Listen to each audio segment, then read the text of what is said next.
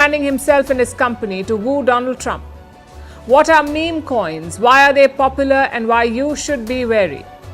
In Indian cricket, it's the BCCI versus star players. The board has cracked the whip with 10 new rules. How spam calls do not spare even world leaders. We'll tell you what happened with the Thai Prime Minister. And how the moon ended up in the latest list of endangered cultural sites. All this and more coming up. The headlines first. The Philippines dares China. Its naval warships hold exercises in the South China Sea. The drill was to assert Manila's rights over the waters also claimed by Beijing. The Philippines has expressed alarm over Chinese patrols moving closer to its shores. China posts one of its slowest economic growth rates in decades. In 2024, its economy grew by 5%. This comes amid a potential trade standoff with incoming US President Donald Trump. Beijing is expected to be hit the hardest by the tariffs threatened by Trump. Israel's Security Cabinet approves the Gaza ceasefire deal. It will now go to the full cabinet for a final green light. The agreement comes into effect on Sunday. It will halt the fighting in what has been Gaza's deadliest war ever and swap Israeli hostages with Palestinian prisoners. South Sudan declares a nighttime curfew after anti-Sudan demonstrations in the capital led to looting.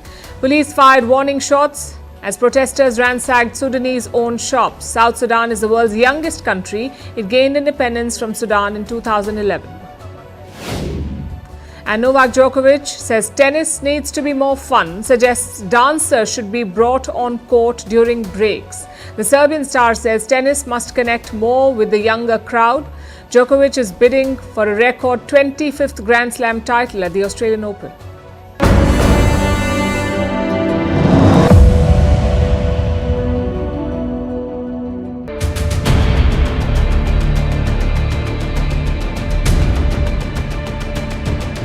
If China or any other country is charging us 100 or 200% tariff or tax, then we will charge them 100 or 200%. And we'll also pass the Trump Reciprocal Trade Act. In other words, it's an eye for an eye.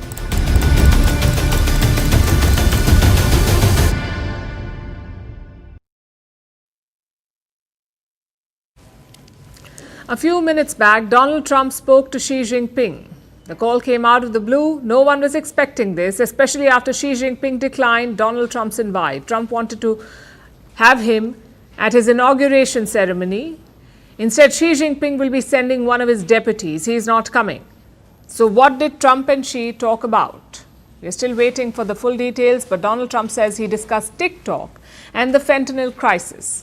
Of course, trade is one of his top priorities too. Next week, he'll be back in the White House. On his first day in office, he plans to disrupt global trade. Trump is preparing for a new trade war with China, one that could impact India too. If Trump hikes tariffs on Chinese goods, India won't be insulated from the fallout. That is what we're going to discuss tonight. Indian businesses, manufacturers, exporters, they're all vulnerable. They stand to lose from this trade war between the US and China. In fact, some of them are already feeling the pressure. Companies in at least 3 sectors are affected: electronics, solar, and EV or electric vehicles. Some firms in these sectors rely on China for their supplies. They're now facing delays and disruptions. If Trump follows through on his plan, then more Indian firms could face difficulties because China has every intention to retaliate. Beijing won't just sit back and watch. China has prepared a comprehensive playbook, a detailed plan on how to tackle Trump's trade war. They've gamed out all scenarios. Let's tell you what we know so far and the risks that Indian companies face from this potential trade war. We will start with the obvious question: what happens if Trump raises tariffs on Chinese goods? He has repeatedly made this threat, first on the campaign trail, then after winning the election. He keeps talking about it. He's most likely going to walk the talk. Trump says he wants more taxes on Chinese goods.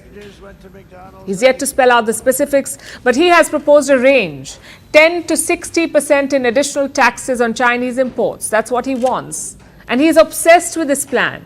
Donald Trump says tariff is his favorite word. And I say the most beautiful word in the entire dictionary of words is the word tariff. I love tariff. I can make anybody do anything through the use of tariffs. Just so I don't get myself in trouble, I'm going to say the third most beautiful: love and religion. And then the word tariff. Effectively, Trump wants to raise the entry barrier on Chinese imports. He wants to make it harder for China to send goods to America. Beijing plans to respond to this in two ways. First, by finding new markets for its goods. And for this, Asia is on China's radar, specifically India. Experts have warned about this. They say that if China loses the US market, it could start pushing more goods into India. They're warning about Chinese dumping. And that is the first risk, the glut of Chinese goods in Indian markets. The second risk is on the manufacturing side. Many Indian companies rely on China for raw materials, for parts, for components. We spoke about electronics, solar and EVs a bit earlier. These sectors heavily depend on Chinese supplies. And Trump's trade war could hurt this supply. Meanwhile, China is planning export restrictions. It has changed some rules recently in an effort to weaponize supplies, to use supply chains as leverage against the United States. So if America targets Chinese imports, China could block critical supplies. It could target manufacturers in America as well as countries like India.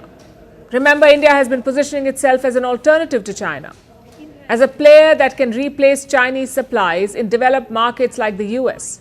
So for China, India is also a rising threat.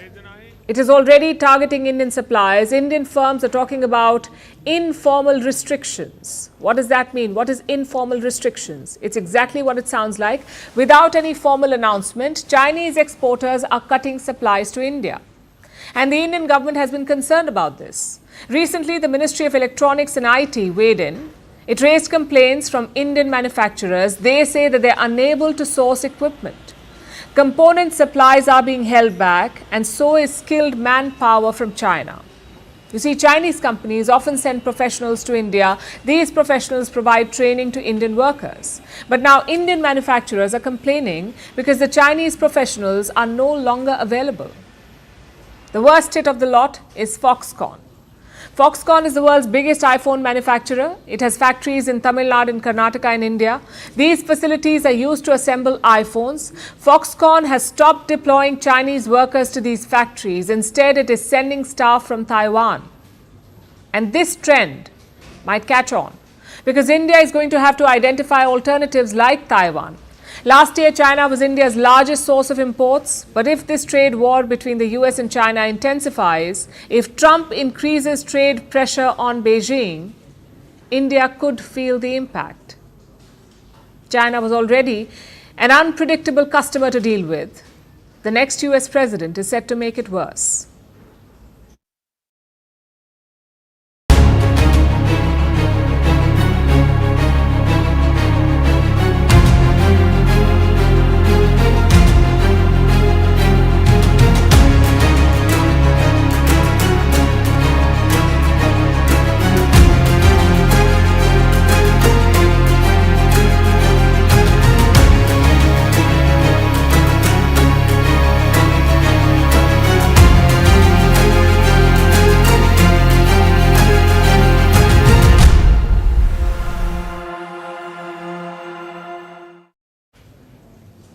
It's yet another setback for Imran Khan. A Pakistani court has convicted him in a corruption case. He's been sentenced to 14 years in jail.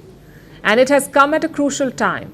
Merely weeks after Imran Khan's party began talks with the government. Talks aimed at freeing him and getting him out of jail. But has this conviction sealed his fate? Is it game, set and match for the Pakistan army? Tonight, let's answer these questions. Imran Khan faces more than 150 cases in Pakistan. This one is the Al-Qadir Trust case. It dates back to when he was Prime Minister. Imran Khan and his wife Bushra Bibi wanted to set up a university, the Al-Qadir University. They got land for it from a business tycoon, a man named Malik Riaz. But apparently this was a quid pro quo. Back then, Riaz was being probed by the UK's National Crime Agency. They suspected that he had illicit wealth. In 2019, Malik Riaz struck a deal with UK officials. He settled the case for $239 million. Now, this money was returned to Pakistan's treasury. But Imran Khan allegedly rerouted it. He transferred the money back to Riaz, and in return, he got the land for his university. That is the Al-Qadir case in a nutshell. Imran Khan, his wife, and the businessman have all been convicted. Imran Khan has got 14 years in jail, plus a fine of $3,500. His wife, Bushra Bibi, has got 7 years in jail. She was arrested from the court itself. Her fine is around $1,700. Imran Khan's party workers are staging protests in Islamabad. They have refused to accept the verdict. We consider this to be a verdict which is not based on facts, it's against the evidence. It is actually a witch hunt. It's political victimization. Khan Sahib has done no wrong. He has committed no crime. He is simply there in the jail just to put a pressure on him, and it's a political victimization. What can Imran Khan do now? Well, he can always appeal to a higher court, but the problem here is not the law. The problem here is the politics. Corruption is second nature to Pakistani politicians. Just look at former Prime Minister Nawaz Sharif. He too was convicted and jailed in a graft case, but look where he is now. His brother is Prime Minister of Pakistan, his daughter is Chief Minister of Punjab. How did that happen? Because he cut a deal with the army. Although Imran Khan says he won't do that. Let me quote from his statement. This is what Imran Khan said. I want to make it clear that no matter what tactics are used, I will not make any deal. I'm not Nawaz Sharif who seeks to get his billions made through corruption forgiven. I have lived in and will die in Pakistan. I will always stand for my nation.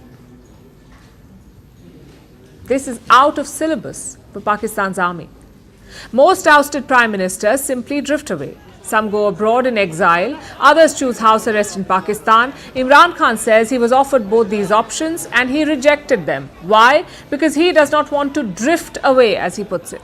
He wants to make a political comeback, and for that he needs a clean chit, not an exile or house arrest. Last month he agreed to begin talks with the government. 3 rounds of talks have been held. The latest was yesterday. Imran Khan's party submitted a charter of demands. They have 2 main requests. The first is a judicial inquiry into the violence of May 2023, the violence that followed Imran Khan's arrest. That's the first demand. Second, the release of political prisoners, basically to free his party workers. The regime was waiting for these demands. They had delayed the Al-Qadir verdict thrice, from December 23rd to January 6th, from January 6th to 13th, and from January 13th to today. So clearly they wanted to see Imran Khan's demands, but they don't seem to be impressed by it. Of course, the final decision will be the army's. Army Chief Asim Munir met Imran Khan's party leaders this week, but the outcome remains unclear. The Imran camp says that political issues were discussed, that the army chief gave positive signals. But army sources say that no political issues were raised, that the talks focused on terrorism. So the situation is pretty fluid right now, and Imran Khan knows this. He has every reason to be defiant at this point. His party has a strong ground presence. His case is being pushed by Donald Trump's team. And Pakistan is grappling with multiple issues. You've got rising Taliban attacks, border tussles with Afghanistan, not to mention the seemingly permanent economic crisis. So it's a question of how patient and resolved Imran Khan is.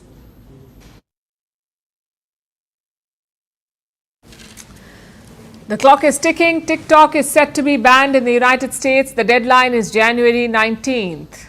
Just 2 days from now, this Sunday. 170 million creators and users are holding their breath. They're counting down the hours. But there's one looming question. Can TikTok still be saved? And if so, who can save it? The answer may surprise you. It is Donald J. Trump, the US president-elect. This is the man who orchestrated the app's downfall. Could he now rise as its unlikely savior? According to his advisor, the answer is yes.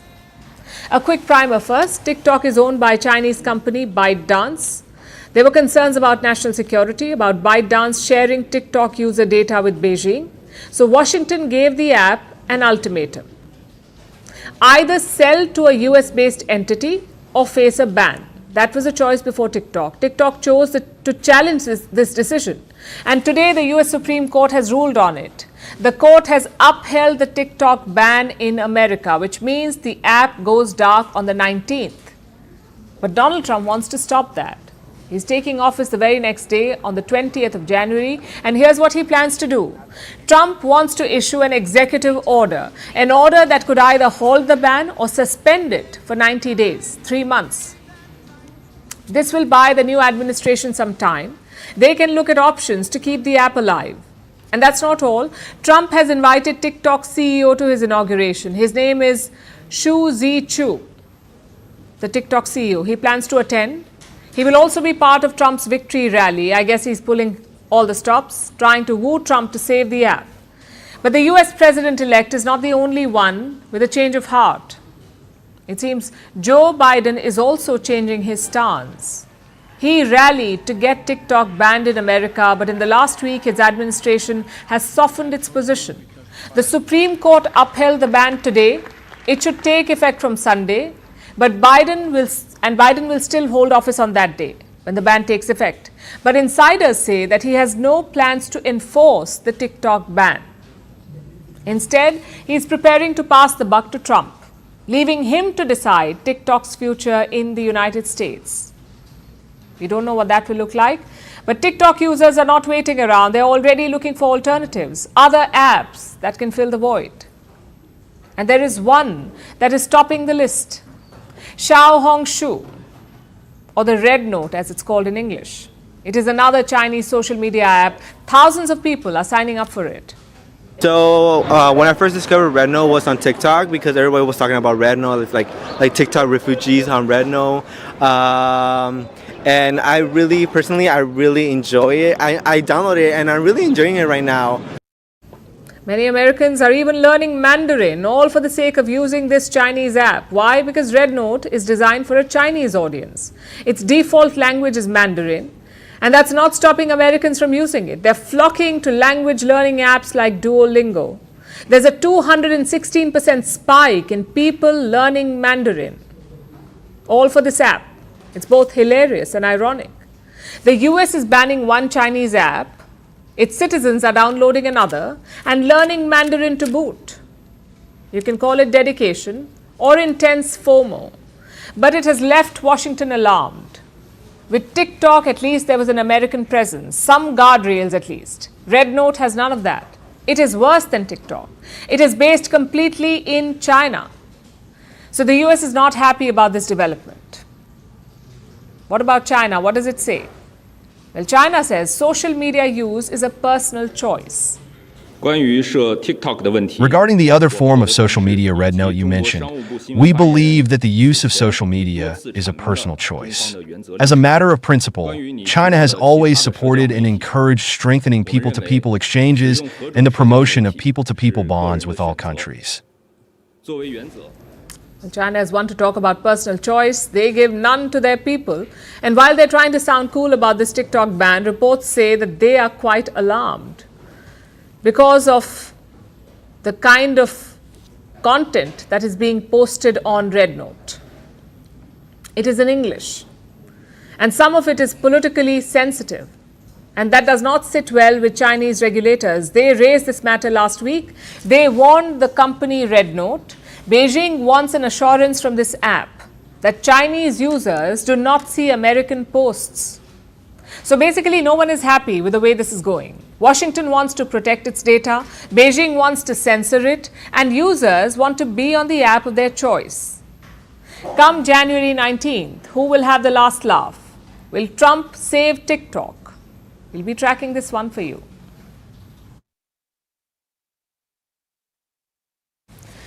Now let's look at Moscow. The Russian capital is hosting a special guest, Iran's President Masoud Pezeshkian. He's there to sign a deal, a comprehensive strategic partnership agreement between Iran and Russia.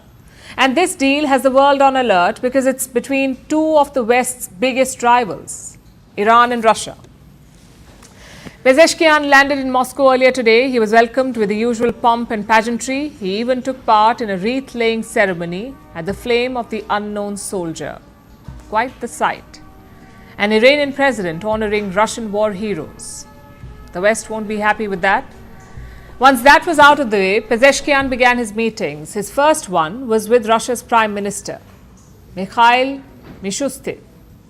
But let's face it, that was just the teaser. The real talks began a bit later inside the Kremlin. That's where President Vladimir Putin sat down with Masoud Pezeshkian. Take a look at this.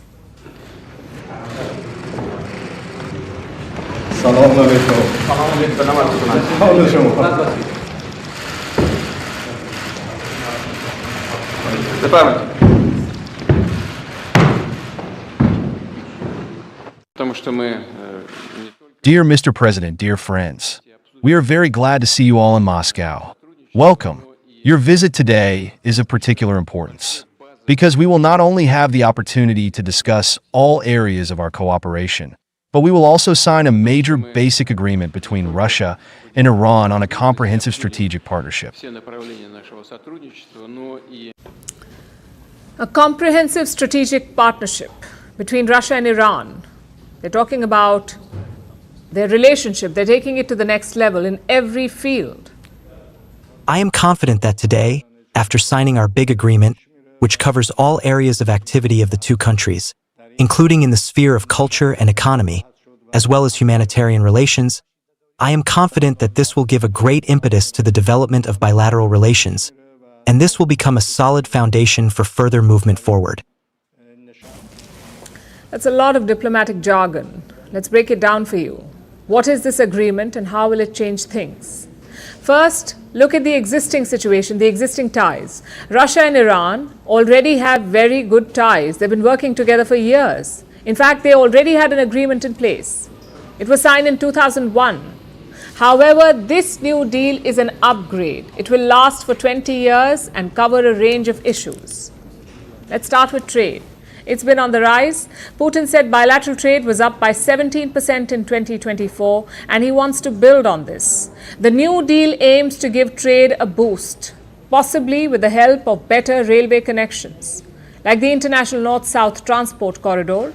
This railway line is supposed to start in Russia, go through Azerbaijan, cross Iran's heartland, and end in the Persian Gulf. And that is just the rail part of the corridor. After hitting the Gulf, Russian goods will take to the seas and eventually make their way to Mumbai in India. That's the plan anyway. And with the new agreement, Iran and Russia seem to be promoting this corridor. Next, we have nuclear power, civilian, not military. The agreement that we have in place for the nuclear power station, the work is progressing well, and the related agreements that we have in this area will be finalized during our meetings and will be actioned. Russia already built one nuclear power plant in Iran back in 2013. It is working on another. And the new deal will speed up construction. So we have covered trade and energy. What about military ties? Well, they won't see much of an impact because the two militaries are already working together, especially since Russia invaded Ukraine in 2022. Iran is accused of supplying drones and missiles to Russia, although Tehran denies this. Then there's Syria. Remember, Iran and Russia worked together there to prop up the Assad regime. So military cooperation has been going on for years. Putin and Pezeshkian said that military ties would improve like everything else. But what wasn't mentioned may be of greater interest. You see, Russia has been shoring up its alliances for a while. Last year, it signed treaties with North Korea and Belarus. Both included mutual defense clauses. Russia promised to intervene if the two countries were invaded, North Korea and Belarus. But the new deal with Iran does not seem to have that clause. And this was made public before the signing of the deal. Iran said it was not interested in this mutual defense. And this will come as a relief to the West, especially the US and Israel. The Iran-Israel rivalry is not going anywhere. The last thing the world needs is an excuse for Russia and the US to fight directly. That's all that we know about the new Iran-Russia agreement for now. We'll probably get more details in the days and weeks to come. But we already know one thing for sure. Russia and Iran are both Western adversaries. They have both suffered under Western sanctions, so they're now putting up a united front and deepening ties to counter the West. Let's see if their plan works. Vantage continues after a short break.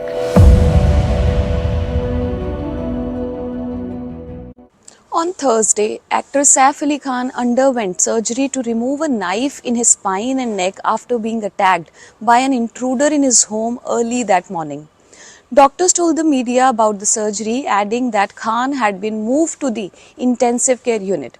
A doctor explained to reporters that the procedure was necessary to take out the knife lodged into the body and address a spinal fluid leak caused by the injury. Since the news broke out, everyone has been wondering what is this spinal fluid that leaked. Let's understand this. The spinal cord is covered by a cerebrospinal fluid, CSF, to protect the spinal cord. Now, this fluid is covered by a plastic layer called a durometer. When there is an injury, such as stabbing in Khan's case, it may result in a dural tear where the dura, which is otherwise a tough protective membrane, is ruptured. This tear can lead to a cerebrospinal fluid or CSF leak. This leak is dangerous because there is a risk of infection spreading to both the spinal cord and brain. It can cause a condition known as meningitis, which can be life-threatening. Besides meningitis, CSF leak can also result in other diseases which can lead to headaches, seizures, and in some cases paralysis. In the case of a minor leak, treatment may only require medications for 8 to 10 days. However, in case of major CSF leak, it is necessary to seal the tear via surgery. Now, the procedure is called duroplasty or dural closure, and it is recommended treatment for a CSF leak. You will be surprised how this fluid protects the brain and spinal cord. The fluid acts as a soft pillow which protects the brain and spinal cord from bumps and injuries. It also provides floating support to the brain by reducing the brain's weight so that it does not press on the skull. Not just support, it also provides a nutrition supply to the brain and removes waste along with protecting from infection. It keeps the brain and spinal cord clean and helps prevent infections. Its leakage can lead to extremely crippling symptoms as it can give intense headaches that often get worse when standing. A person will feel extreme dizziness, nausea, neck stiffness, and sensitivity to light. The fluid also helps in controlling pressure inside the head and creates a balance for the brain to work properly. In simple terms, CSF keeps the brain and spinal cord safe, healthy, and balanced. While in Saf Ali Khan's case, the extent of the injury is unknown, doctors told News 18 that recovery depends on the extent of surgical intervention, where physical activity is limited for 2 to 4 weeks to avoid re-injury or re-leak. In the long term, normal activities are gradually resumed over several weeks and most patients recover completely with the right treatment. Recently, one of the famous actor of the country is in the news and because he sustained the spinal cord stab injury. Here is some information that you should know. Spinal cord injury is basically the severity is depend upon the angle of the weapon which injured the spinal cord, whether it is injuring the direct spinal cord or surrounding structure which is covered the spinal cord like dura, and there is a cerebrospinal fluid leak after that. So if it transects the spinal cord at the upper level, cervical spinal cord, there will be a paralysis of both the limbs and lower limbs, as well as your urinary control and bowel control will be lost. In thoracic spinal cord injury, if there is a transection of the spinal cord directly, there will be a lower limb paralysis only below hip. In case of lower lumbar spinal cord injury, there will be a foot weakness.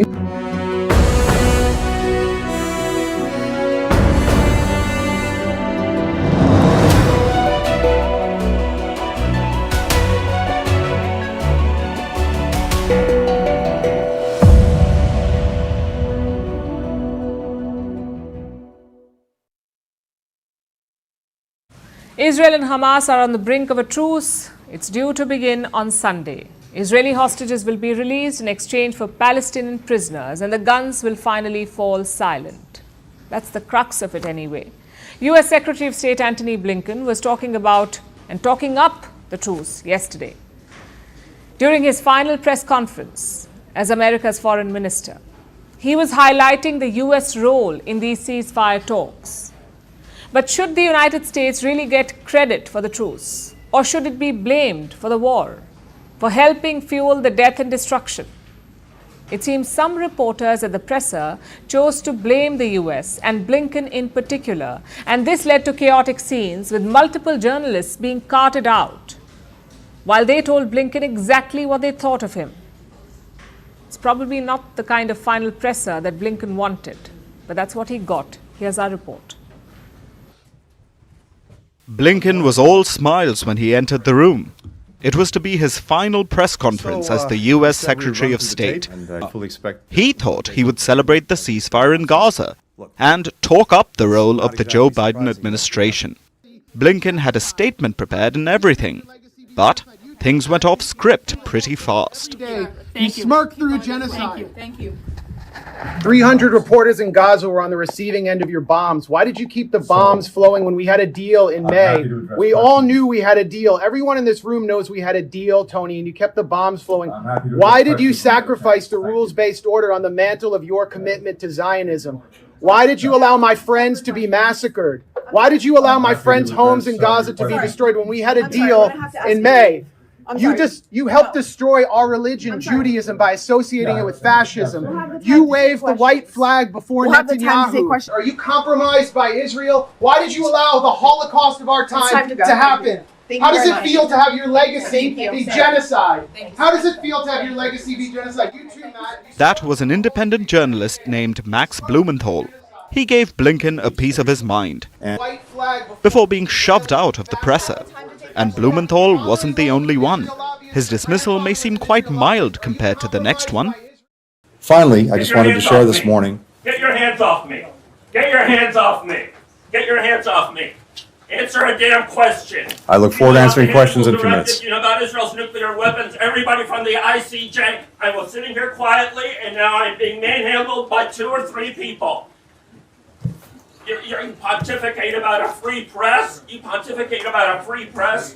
You are hurting me. You are hurting me. You are hurting me. I am asking questions after being told by Matt Miller that he will not answer my questions until I'm asking. Please, sir, respect the process. We'll have an opportunity to take questions in a few minutes. Wasn't the point of the May 31st statement to block the ICJ orders? You blocked the ICJ orders. Please, sir, respect the process. Thank you. Oh, respect the process. Respect the process. Well, everybody from Amnesty International, to the ICJ, saying that Israel's doing genocide and extermination, and you're telling me to respect the process.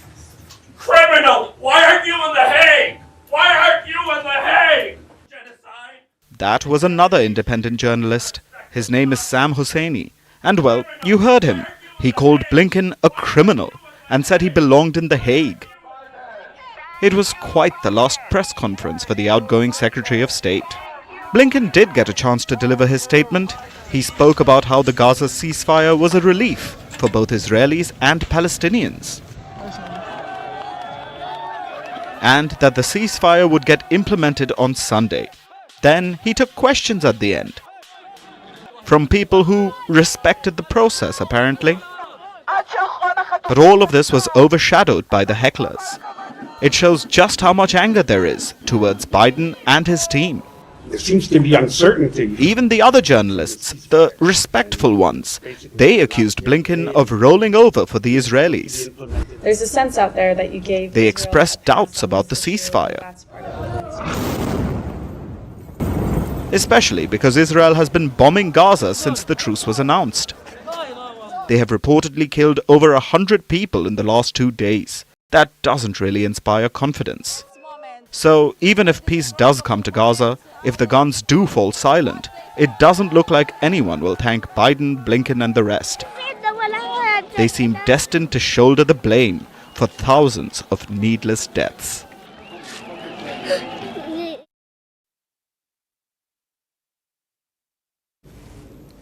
It's almost time for Trump 2.0. His inauguration is set for January 20th. And the guest list is extensive. The tech world's biggest names are making their presence known.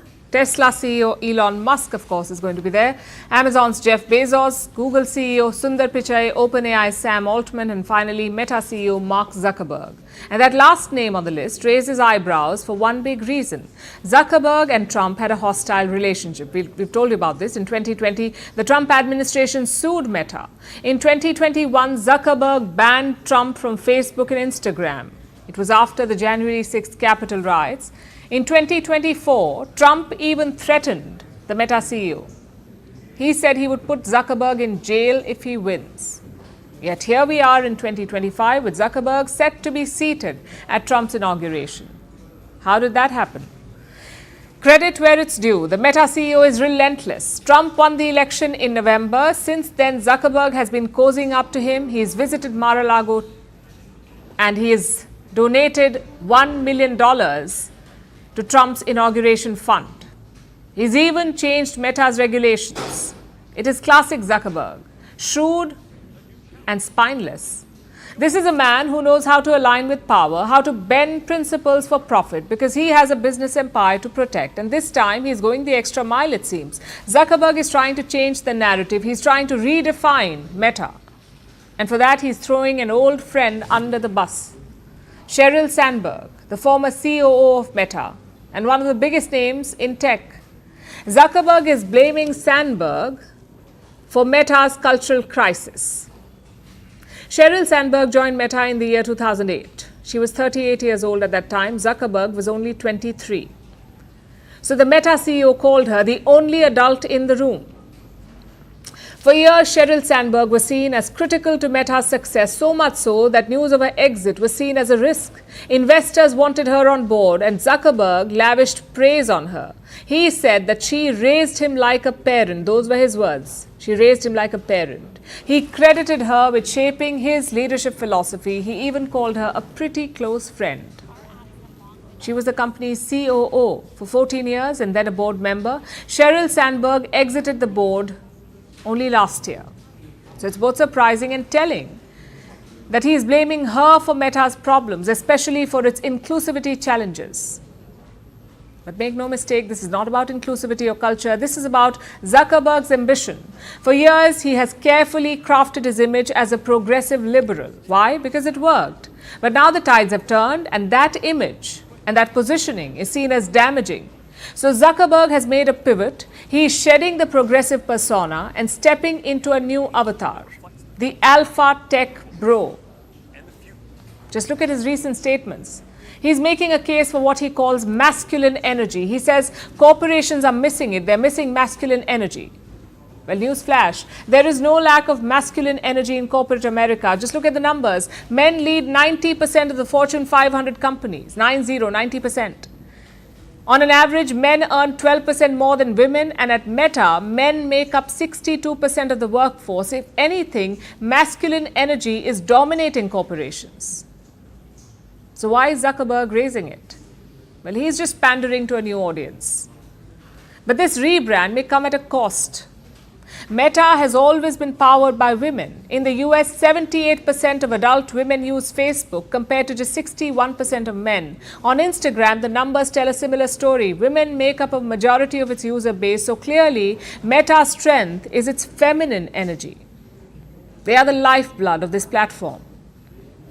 And Zuckerberg risks alienating the very demographic that has fueled his empire. Where does that leave Meta? Rebrands are not new to tech CEOs, but they don't always work out. Will Mark Zuckerberg succeed with his? Will it secure him a new place in the power structure in America, or will it turn into a case study on the dangers of forgetting who got you there in the first place? As they say, only time will tell.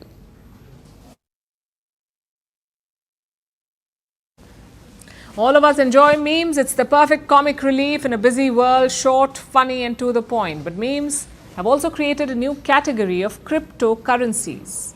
They're called meme coins, sort of like Bitcoin and Binance Coin. There are millions of such meme coins around the world now. Put together, they're worth $130 billion.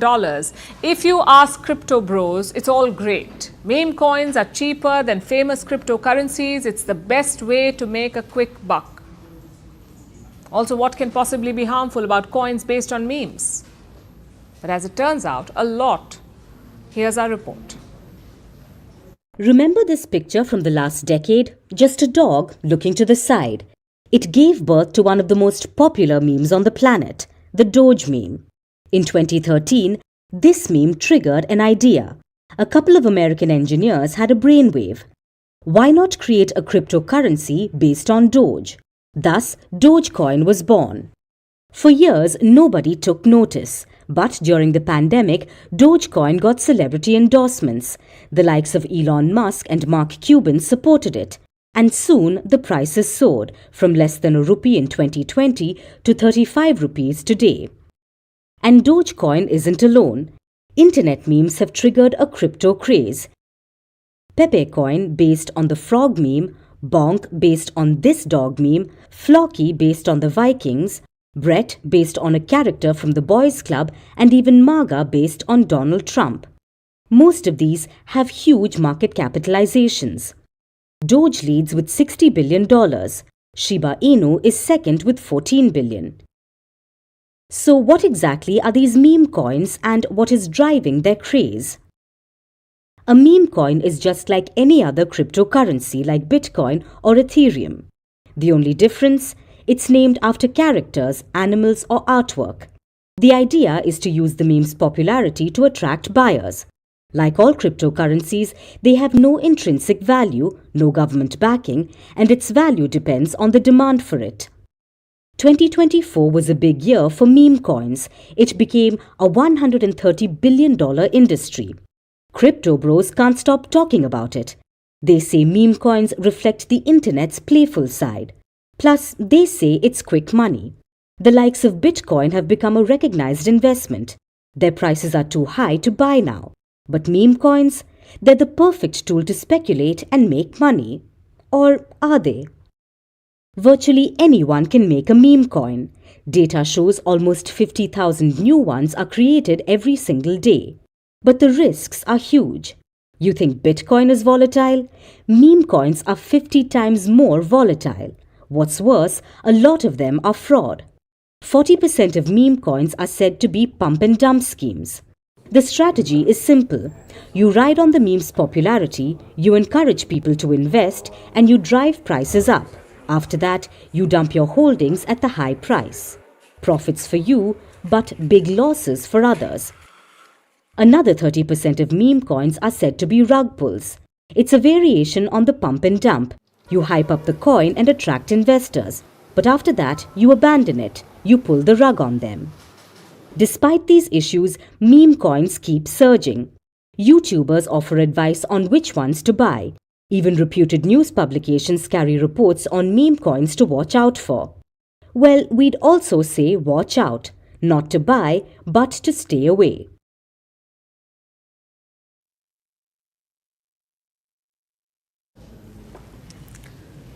In sports, you can get complacent easily. You forget your routines, you forget your discipline, and ultimately it shows in your results.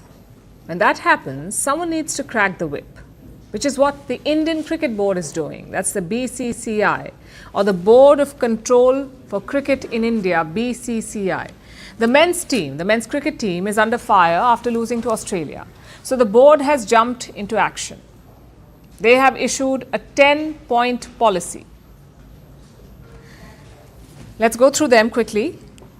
Number one, if you want to be selected, you must play domestic cricket, your Ranji trophies and Vijay Hazares. Right now, the top Indian players do not do that. Rohit Sharma last played in 2016, Jasprit Bumrah in 2018 and Virat Kohli in 2012. That's point number one. Number two, all players must travel with the team. They cannot travel separately with their families. Number three, players must stick to baggage limits while traveling. For long tours, the limit is 150 kilograms per player, but apparently some players go over it. They squeeze their family's baggage into their quota and the board ends up paying for it. Not anymore. If you exceed it, it comes out of your pocket. You pay for it. Rule number 4, personal staff are banned from tours. No chefs, no assistants, no security. Number 5, all players must attend practice sessions, that too in full. You can't just leave once you are done. Number 6, no personal endorsement shoots on tour. The focus should only be on cricket. Rule number 7, family time has been curbed, up to 14 days on long tours and up to 1 week on short ones. Rule number 8, players must attend official BCCI events like shoots and promotional activities. Number 9, players must stay with the team until the match schedule is over. You see, sometimes matches end early. So players head out on personal activities. Again, not anymore. They must stay together until the schedule is over. And finally, number 10, players must send their equipment for upkeep together. A lot of them ship their kits in advance. If they do that, they will pay the fees. These are the 10 new diktats issued by the BCCI. Reports say coach Gautam Gambhir requested them. And if players violate the rules, what happens then? Then two things can happen. They may lose part of their match fee or contract fee. But most importantly, they can be banned from Indian domestic leagues, which means no IPL. The BCCI says it's all about cracking down on star culture, on creating discipline and unity. And frankly, some of these rules are no-brainers. For instance, how can players not travel in the team bus or simply leave after their own training? It sort of defeats the point of team sports. Also, why should the board pay for the family's baggage? Having said that, balance is always the key. Take the rule about domestic cricket. Bowlers are more vulnerable to injuries than batters. So is it fair to ask them to play domestic cricket? Are we not risking injuries? Plus, it's not uncommon for big players to stay away from domestic leagues. Consider Stephen Smith from Australia. He played a local match in October last year. It was his first in almost 5 years. Same with New Zealand's Kane Williamson. He played a domestic league match in November last year. It was his first since 2019. So it's not just Indian stars. Overseas players do the same as well. But there's a key difference. Those players returned to domestic cricket when they lost from international matches. They regained it. They lost form in international matches and they regained it in the local circuits. So they were back in form for international games. Indian stars do not do that. We saw that in Australia with Kohli and Sharma. They failed repeatedly when it counted, which is unfair on the team. You can't burn international matches to find form. You must find it in domestic matches. So the BCCI has done well to set certain standards. But like I said, balance is the key. You're dealing with talented adult athletes, not school children. The board would do well to remember that too.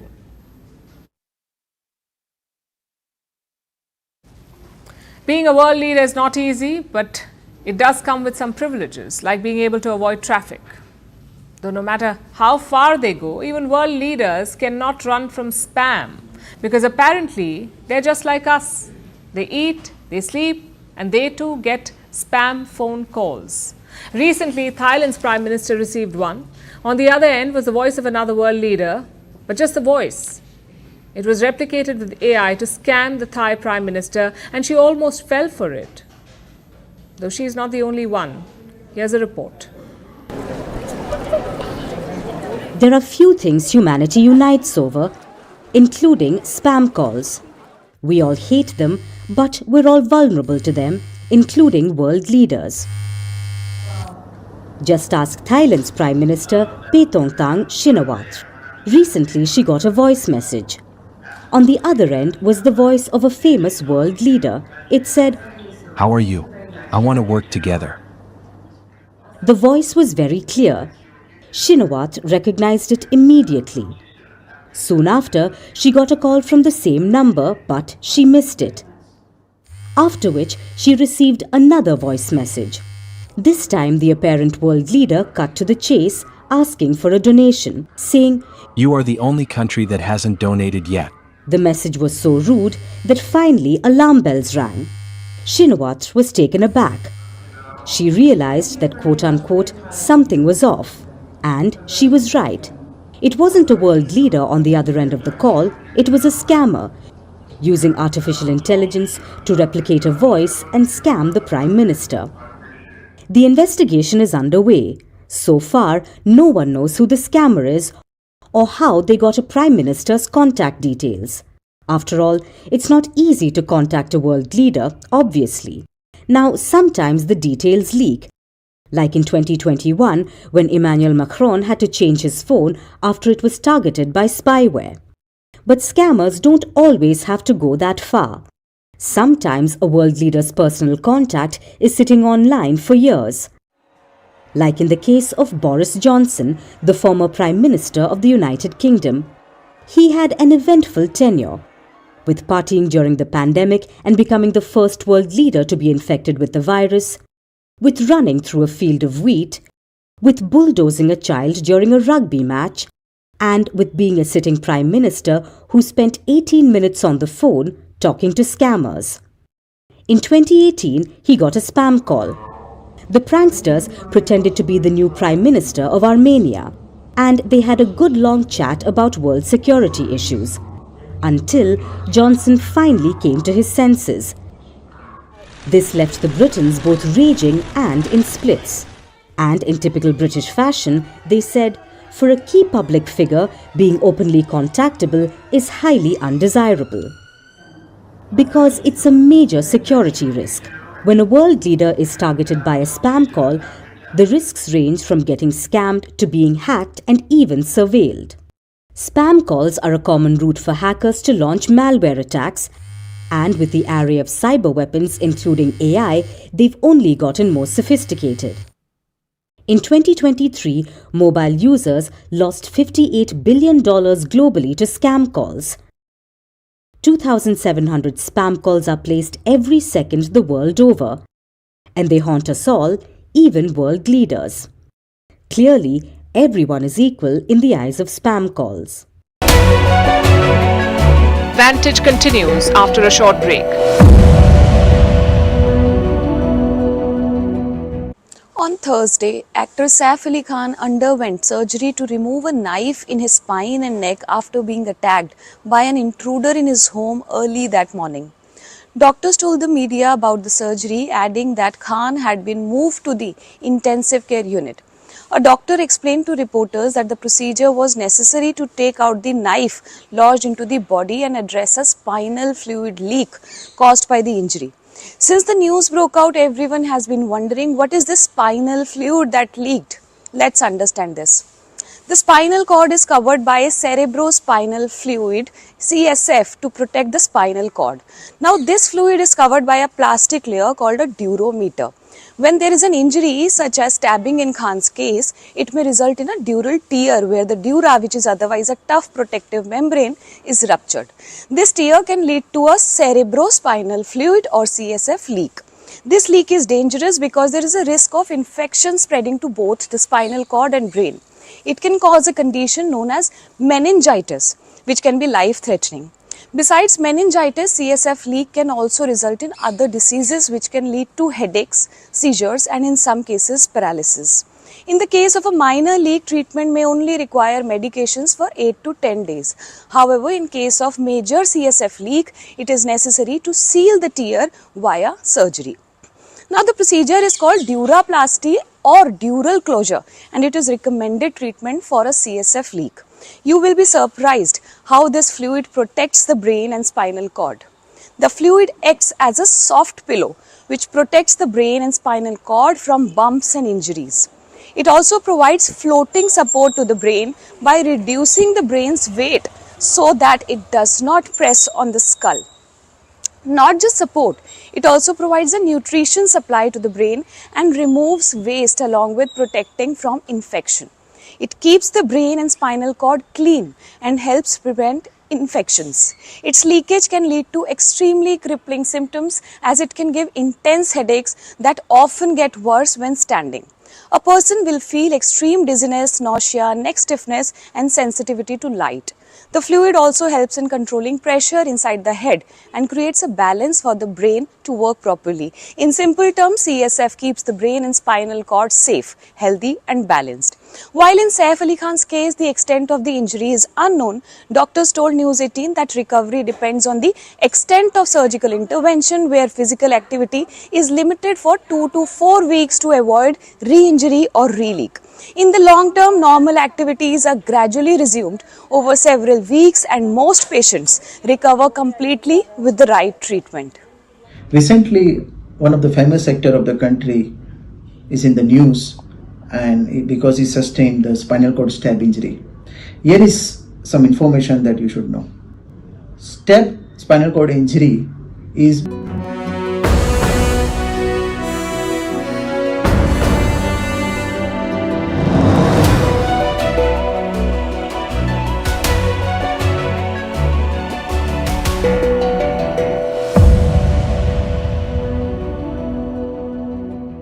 It's been a big week for private space companies. First, Jeff Bezos tested a new rocket, then Elon Musk launched his Starship. They also had a short bromance on social media, a quick exchange of greetings. But internet users had seen enough. They have dubbed Musk and Bezos as step-brothers. It's apparently the new space race. The old one was about ideology. Who would reach the moon first, capitalist America or communist Russia? The new space race is very different. It's about who will reach Mars first, the social media addict or Vin Diesel light. Take a look.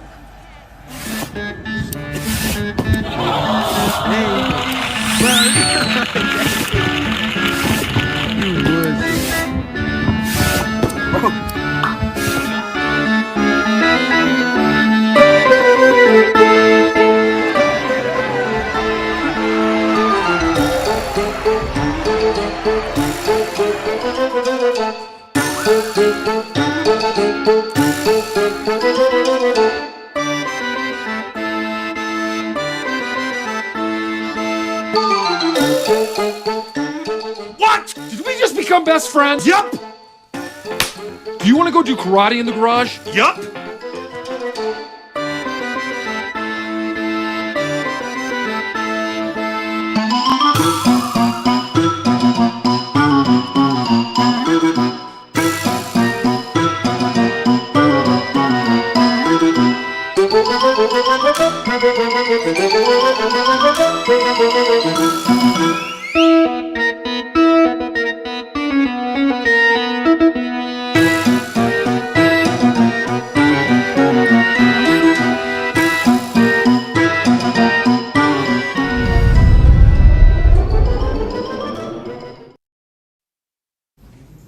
And now it's time for Vantage Shots, images that tell the story. In Los Angeles, the Palisades fire leaves behind a trail of destruction in Malibu. French President Emmanuel Macron walks around the streets of Beirut, and SpaceX's Starship explodes during a flight test with fiery debris falling over the skies. Finally, we are taking you back in history. On this day in 1945, the Soviet army liberated Warsaw from German occupation. The Red Army entered the Polish capital, facing weak resistance from Nazi groups. After hours of fighting, the Germans fled. 85% of the city was in ruins when they left. We're leaving you on that note. Thank you for watching. Have a good weekend.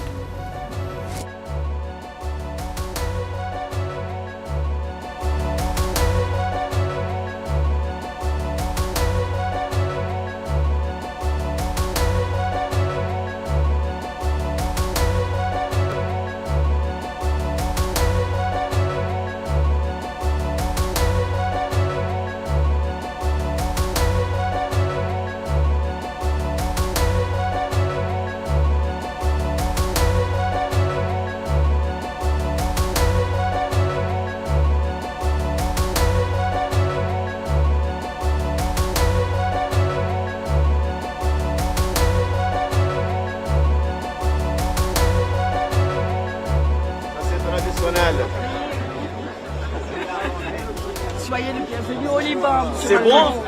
15 ans. Quand est-ce que... Merci beaucoup. Et vous êtes où? Oui.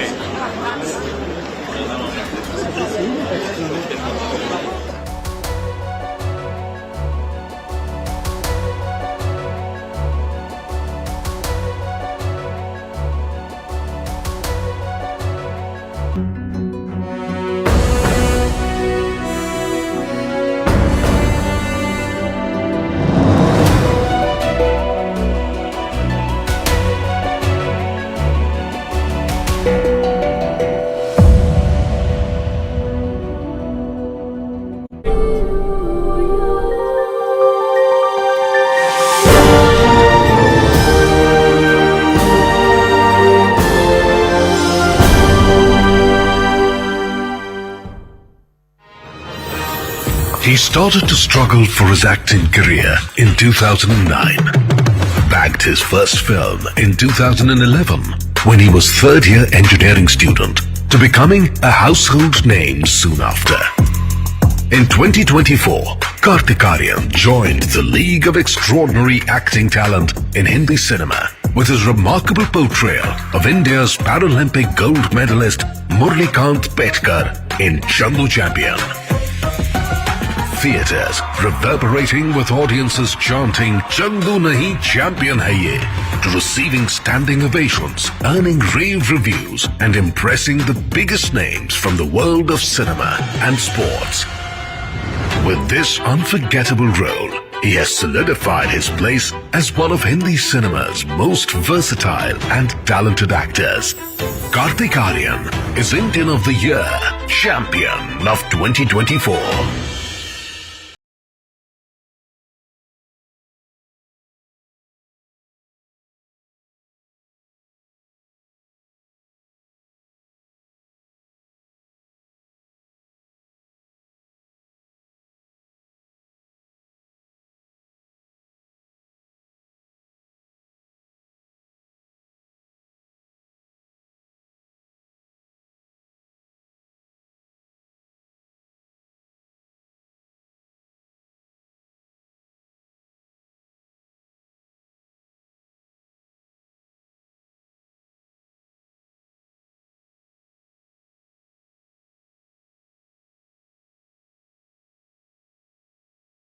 तो सबसे पहले तो कार्तिक आप दिल्ली घूम के आए जी so what did you take in sights and sounds or is this research for your next project from the traffic from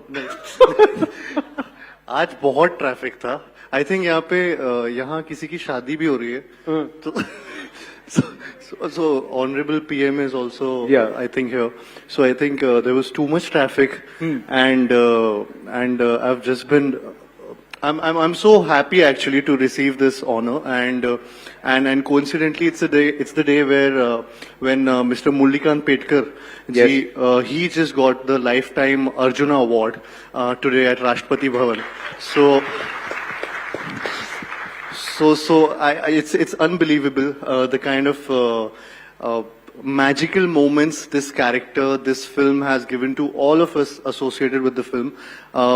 Kabir sir was just here with me at the Rashtrapati Bhavan and Murli sir was also here. So it's amazing just to receive this honor right now. And in fact our film, it started with the conversation, you know, when he says that मुझे arjuna award चाहिए और मैं president पे case करूंगा लड़ूंगा क्योंकि मुझे अभी तक अर्जुना अवार्ड नहीं मिला. And today is the day that he got the lifetime Arjuna award. So I think it's come to full circle. No, on a day when the character that you played, essayed, gets honored, you're also getting honored. So there's no such thing as coincidences. There's a lot of karma here. But tell me, you learned boxing, you also learned swimming, and you transformed yourself. So how easy or tough was that? नहीं easy बिल्कुल. Was engineering easier for you? वो तो toughest था. But I think no, it's been a difficult journey, but a very enjoyable one. I never imagined कि मैं on screen, let alone on screen, मैं सोच रहा था मैं real में भी ऐसे professional swimming सीख पाऊंगा या boxing सीखूंगा. To having you know, getting an opportunity like this to perform this on screen with skill sets like swimming, like being with the athletes, the real boxers, real wrestlers. So all these sports I've never been a part of. I've never imagined myself doing those activities. But it's been a crazy, sometimes torturous journey to begin with because I used to hate cold water and मुझे swimming pool में Kabir sir हमेशा ठंडे पानी में swimming कराते थे. I think to get the angst or anger or some kind of, he had some method. So and it showed on screen maybe somewhere down the line. But it's fruitful and I love this journey, the entire journey of couple of years. Of not having food or anything and just learning these skill sets, yeah. No, because you really leaned out and that comes from starvation. That comes from a lot of sacrifices. Yeah. See so much food in front of you. Complete change of lifestyle, complete change. Yeah. Avarna. So, Kartik, tell me, if you had to essay a character which needed you to be an engineering expert, would you go back and study engineering? Sorry? If you had to essay a character that needed you to be an engineering expert, would you ever go back and study engineering? 100%. Go back to college. Who wouldn't want to go back to their college? I mean, college life is something which I miss, and I missed it at that point of time also because I was giving auditions and I was not there at my college. But I would love to do a film which would take me back to my college or engineering college or any college for that matter. Acha, you've trained and you learned boxing, no? तो मुझसे यहाँ boxing मत करा मैं नहीं कर रहा हूँ मेरे को बस एक पंच मारना सिखाओ कैसे मूवमेंट जो भी है साथ में मुझे तो ट्रेन करो थोड़ा it's more of dance footwork. Yeah, it's more of footwork, it's more of okay, but so I got to go forward and back. So you're a southpaw or a no, I'm not a southpaw. Not a southpaw. No, so you go like this, right? I'll just show you how to duck. That's it. Okay. Okay, I'll punch you on your on your nose, right? Yeah. That's what I got to do. Just don't punch me. For sure. Okay. You were about to punch me. That's good. It's got to look real, right? He would have really punched me. मैं सोचा थोड़ा slow करोगे कुछ But yeah, that's your training. Let's not do it. Let's not do it. Let's not do it. But yeah. अरे, you were ducking. अभी तुम punch मारोगे तो मैं तो गया. I don't know how to duck. So I won't. That's why it is. So I won't. You want to see that again? And I don't want to see that. Slow motion. Promise slow motion. Okay. 1, 2, 3. Okay. Oh, there you go. So fantastic. It was not a good one, but it's okay. So, but after that, you had Bhul Bhulaiya, 3, yes, which again became a huge success. Yeah. A very different role altogether, and you cast yourself in a different mode.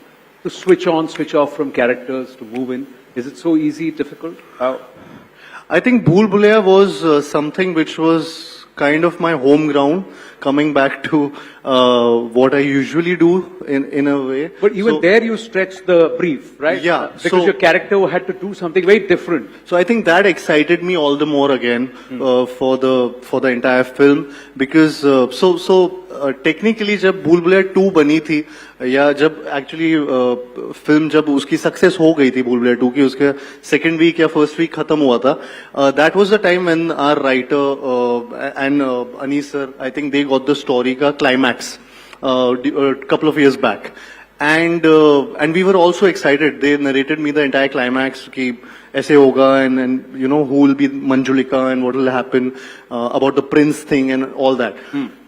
So they backtracked the entire film and wrote the entire film after that. So they had the climax at that point of time, and ये 2 साल में फिर वो पूरी writing की गई ताकि वो climax तक आ पाए.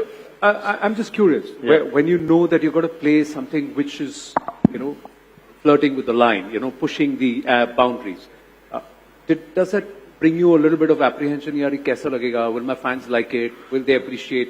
Does that matter to you? Now that I've been getting these opportunities or choices. Before this, I think 4 या 3-4 साल पहले तक मेरे पास इतनी opportunities नहीं थी. अब मेरे पास ऐसी opportunities है to push the boundaries or just take risks. So I love taking risk, and I love that that Bhul Bhulaiya 3, a film, a commercial potboiler like Bhul Bhulaiya 3 had that opportunity, and I got to do something which was out of the box. How did you do that slide? The spooky slide. How did you do this? It was just the choreography and the entire team. They just did this boxing footwork training actually help you there? So I think the dance helped me in boxing instead. Okay. That helped me during Chandu Champion. And then I was doing the footwork thing. It was never choreographed. It was choreographed on sets. So they had a staircase over there, and suddenly wahan pe they thought, Anis sir in fact he also thought, and our choreographers sabne socha ki kuch staircase ka use karte hain. And then and there they made the step, and wahin pe seekh ke wo kiya. Okay, do you have some questions for Kartik Aryan? Yeah. Akanksha is my colleague is there with somebody. Yeah. See. Good evening, Kartik. I am Major General Sanjay Sohi. In fact, I was part of the special release of Chandu Champion for army people in Chanakya. Yes, if you recollect. Yes. So, in fact, that is the time I realized the kind of hard work he had put in. I mean, you are rightly brought out swimming, wrestling, and boxing. I didn't talk about wrestling. You're talking about wrestling also. Yeah. And I'm telling you, when the movie was over, Murlikant Pedkar and his family was in tears. Absolutely, they're crying because they could never imagine. Their portrait was such a wonderful portrait by the Kartik